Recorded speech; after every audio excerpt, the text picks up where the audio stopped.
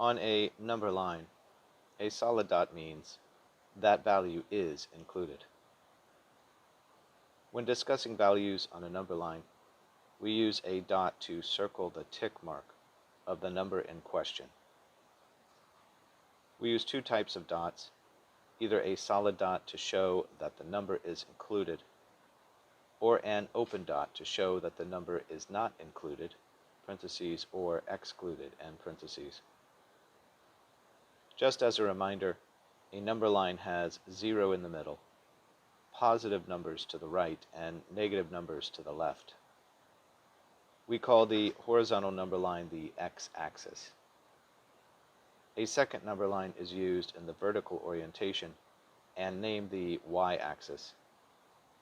The two number lines together, crossing at 90 degrees at their zeros, make up the Cartesian Coordinate Graphing Plane.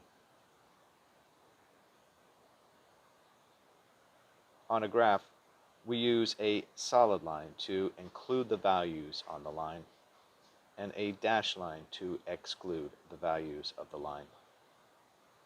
For example, y is greater than 2x minus 2 is a line crossing the y-axis at minus 2 and having a slope of 2 over 1, or rising 2 and running 1, from the negative 2 intercept point on the y-axis. Since the inequality sign is involved, y is all values just above that line, and a dashed line would be used to indicate this. If the inequality were rewritten as y is greater than or equal to 2x minus 2, then a solid line would be used because the values y represents have to be greater than or equal to the line. The equals part is what makes the solid line necessary.